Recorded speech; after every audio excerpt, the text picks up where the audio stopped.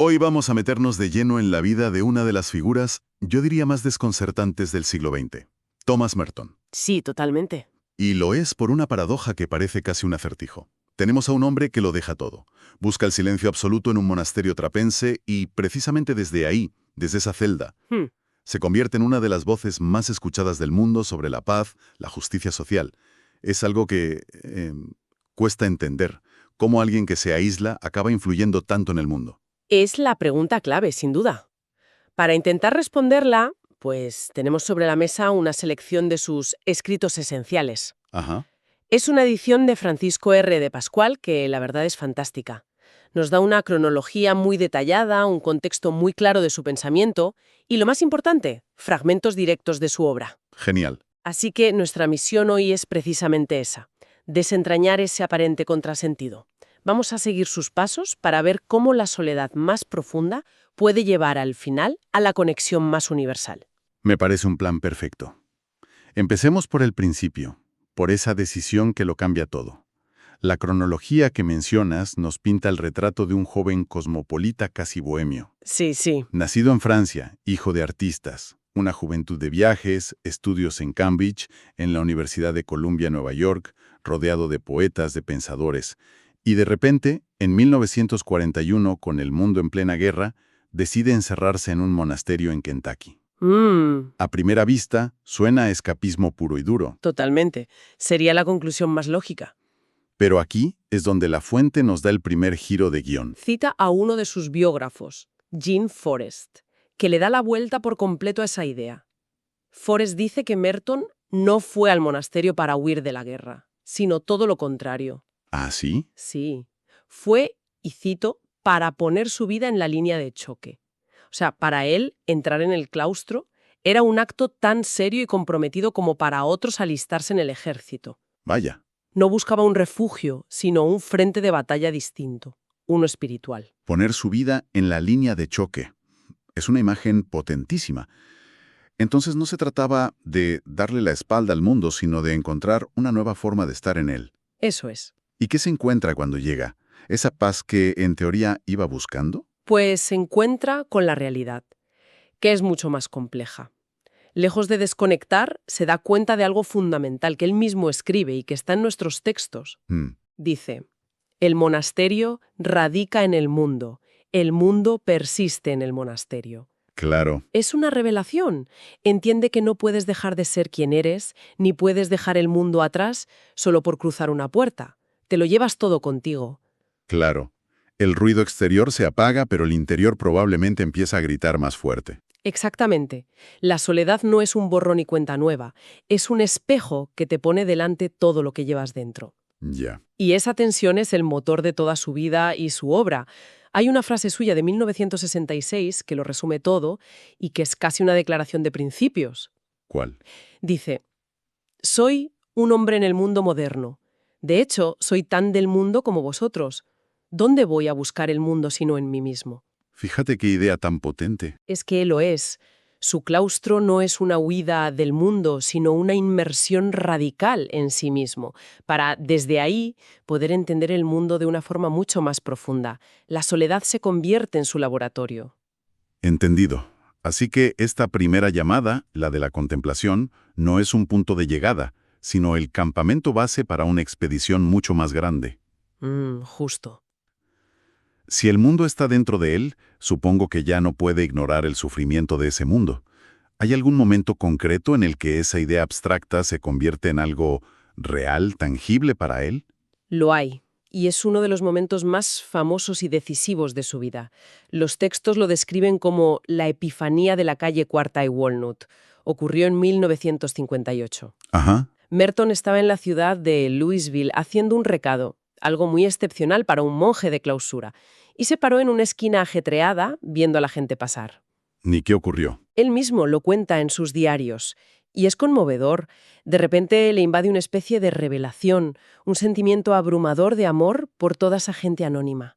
Uf, Escribe que se dio cuenta de que todos eran míos y yo de ellos, que la idea de ser extraños era en realidad una ilusión. qué bonito. Dice que vio la secreta belleza de sus corazones, un núcleo interior que ni el pecado ni el miedo pueden tocar. Y llega a una conclusión increíble. Si todos pudiéramos vernos así, simplemente no habría más guerra. Es que eso lo cambia todo. Pasa de ser un concepto teológico a ser una experiencia vivida. Es una sacudida brutal. Totalmente. Ya no es una búsqueda personal de Dios, sino un descubrimiento de lo divino en los demás. Por completo. Transforma su vocación.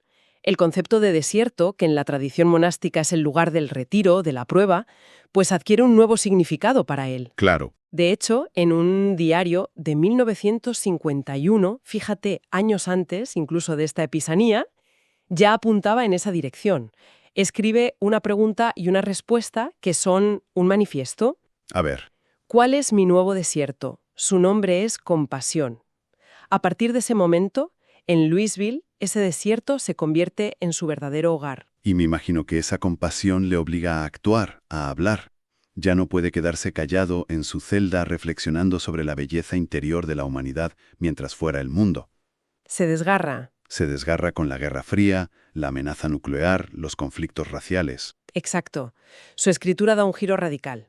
A finales de los 50 y principios de los 60, empieza a escribir de forma muy directa y muy crítica sobre la guerra, el pacifismo, la carrera armamentista. Se mete en el fango, vamos. Se convierte, en el sentido más bíblico del término, en una voz profética que denuncia la locura de su tiempo. Y claro, esto le va a traer problemas. Serios problemas.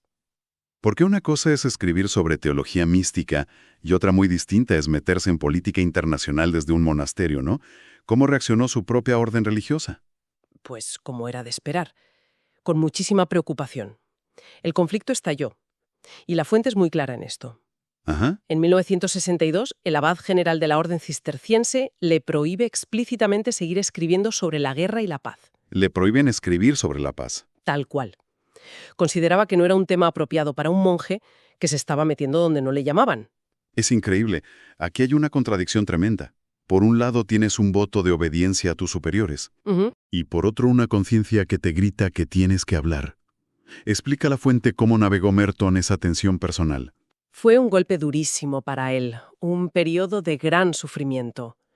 Pero no se retractó. Aunque formalmente obedeció la orden de no publicar nuevos libros sobre el tema, su pensamiento ya estaba en marcha. Claro. Y siguió circulando en cartas, en poemas, en artículos en publicaciones más pequeñas. Y mantuvo intactas sus convicciones. Los textos recogen 3 posturas que defendió contra viento y marea. ¿Cuáles eran? La primera, la guerra nuclear es simple y llanamente moralmente injustificable. No hay peros que valgan. Lógico. La segunda es más sutil, pero igual de importante. La guerra convencional moderna, incluso sin armas nucleares, también es inaceptable. ¿Por qué? Porque su propia lógica la lleva siempre a una escalada de destrucción masiva contra civiles. Y la tercera, que es la más política, el recurso a la guerra no debe tener legitimidad como método para resolver conflictos. Es una postura de una coherencia aplastante. Decía que el único vencedor en la guerra moderna es la propia guerra, la maquinaria de la destrucción. Y de una valentía enorme, teniendo en cuenta la presión a la que estaba sometido. Si su lucha contra la división y la violencia se vuelve tan central, parece lógico que su mirada se expanda aún más. Y así es. Esa lucha lo lleva directamente a la tercera gran llamada de su vida, la llamada a la unidad, Ajá. que se materializa en un profundo interés por el diálogo interreligioso. Su compasión, que empezó siendo una experiencia personal y luego se convirtió en un compromiso social, ahora se vuelve global. Quiere tender puentes. Exacto. Quiere tender puentes con las grandes tradiciones espirituales de Oriente. El título de uno de sus libros más famosos, Los hombres no son islas, es el lema perfecto para esta última etapa. ¿Y cómo enfocaba ese diálogo? Porque en esa época, y especialmente desde dentro de la Iglesia Católica, no era algo muy común. Podía verse como una traición a la propia fe.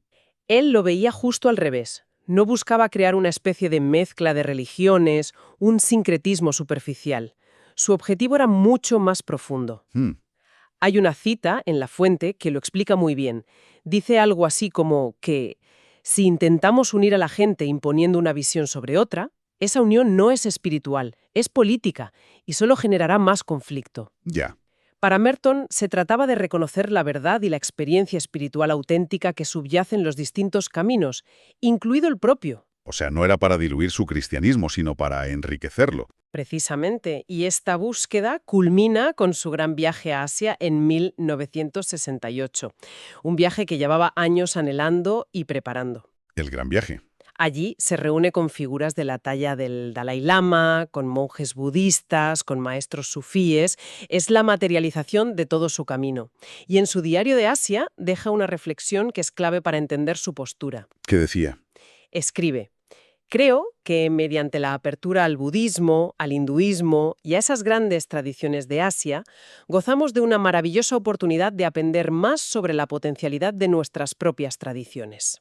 La potencialidad de nuestras propias tradiciones. Fíjate en la formulación. No dice abandonar o sustituir, sino aprender más sobre el potencial de lo nuestro.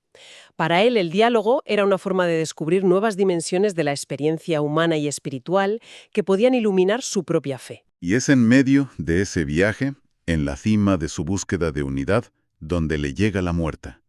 De una forma tan inesperada y, de nuevo, paradójica. Es un final que parece escrito por un guionista con un gran sentido de la ironía y del simbolismo, ¿verdad? Totalmente. El 10 de diciembre de 1968, justo el día en que se cumplían 27 años de su entrada en el monasterio, Merton muere en un accidente en Bangkok. Increíble. Y lo más increíble es dónde estaba, participando en un congreso de diálogo entre monjes, cristianos y budistas. El evento, que era la culminación de toda su vida, se convierte en el escenario de su muerte. Cierra el círculo de una forma casi poética. Muere en plena misión, construyendo esos puentes entre Oriente y Occidente que tanto había buscado. Totalmente. Su final sella esa vocación universal y conecta con un concepto que él desarrolló en sus últimos escritos, la idea del hombre integrado. El hombre integrado. Sí, él lo definía como la persona que ha abrazado la totalidad de la vida y que ha logrado trascender las limitaciones de su propia cultura para sentirse en casa en el mundo entero.